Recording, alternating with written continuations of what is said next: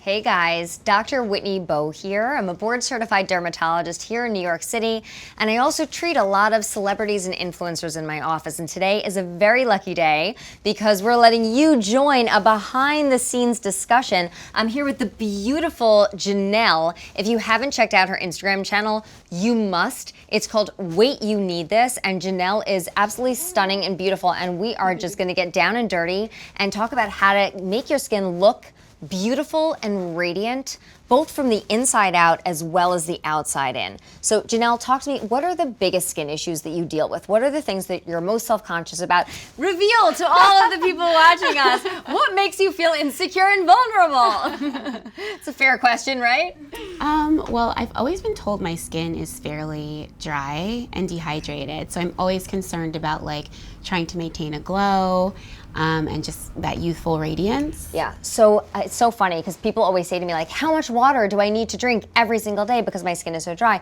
So water is only one part of the equation, right? There's so many other things that we need to do in order to keep our skin hydrated. So one of the things that you need to incorporate into your diet are healthy fats. So our skin is made up of a double layer of fats. And if those fats are not there, your skin can't trap in the moisture. So you could drink water till the cows come home, but your skin won't actually be able to trap that moisture in and trap that hydration in. So I'm not talking about any kind of fats, guys. Sorry, you're not off the hook there. But things like omega-3 fatty acids, fats that you find in things like avocado, olive oil, flaxseed, chia seeds, nuts. Those are great sources of healthy fats. Salmon, any kind of fatty fish is a wonderful source of a healthy fat. But that'll definitely help you trap the moisture in. Sleeping with a humidifier is also a really great tip for somebody who has dry skin because during the night, we tend to lose a lot of the moisture from our skin into the surrounding air. So you really want to have to add that sort of cool mist into the air so that you're adding more moisture so the air is less likely to steal that moisture away from your skin.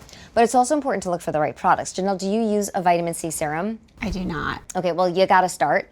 Okay. So Dermalogica actually it's a brand new serum. It's this one right here. It's my new favorite. I've been using this now for about a month or so. It's the BioLumin-C Serum. And vitamin C serums are not all created equal. And this one, what's really unique about it is that you can use this in young skin, 20-year-old oily combination skin, but you can also use it in more mature skin that tends to be drier. So my skin, like yours, tends to be on the drier side. And some vitamin Cs, if they're not made properly, that vitamin C actually sits on the surface and creates irritation and dries out your skin. Wow. So you want to look for a product that's ultra stable, that's formulated in a way that the vitamin C can actually penetrate into the deeper layers of the skin, so it's actually getting where it needs to go to even out the tone, trigger collagen production, protect you from free radical damage and stress all day long, but it's not going to irritate and dry out the skin. And this one actually also has chia seed extract in it. It's got a beautiful, gentle oil from the chia seeds that's it's not going to clog your pores, it's not going to make you break out, but it just adds a little bit of that extra moisture and hydration to the skin. So, Other issues?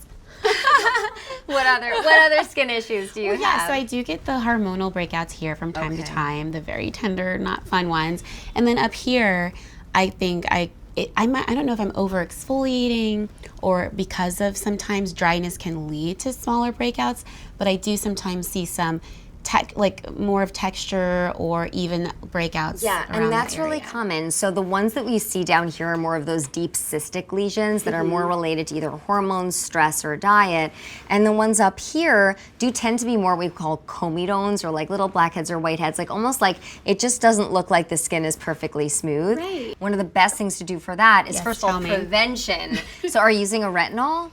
I don't use a retinol. It's kind of always scared me. I feel like my skin is pretty sensitive, and I didn't used to be that great with sunscreen. I'm good with it now. Awesome, great, A+. So I think I am ready for a retinol. Okay, if you're gonna start a retinol, a lot of my patients who have sensitive skin, wanna start with an over-the-counter retinol because you can always get a prescription retinoid, but those are usually a little bit too irritating for somebody who has sensitive skin, especially more mature skin. If you have 20-year-old sort of oily combination skin, then you can usually tolerate a prescription. But if you're in your 30s, your 40s, you may wanna start looking for an over-the-counter, more gentle retinol retinol, ideally one that has like a buffer cream or something with it that you can sort of blend them together. And I would only start off using it like 2 times a week. You can set your iPhone, 1 or 2 times a week, sort of ease your skin into that retinol. And then if you seem to be tolerating it, then maybe you can increase it a little bit up to like 3 times a week or so. So you have so many great tips, and I wish that I was writing all of this down this whole time. Well, I actually brought you a copy of my book. It's The Beauty of Dirty Skin. Yes.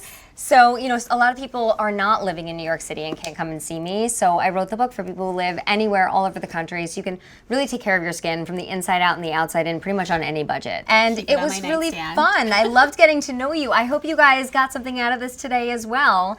And thanks for tuning in. Yeah, thank you.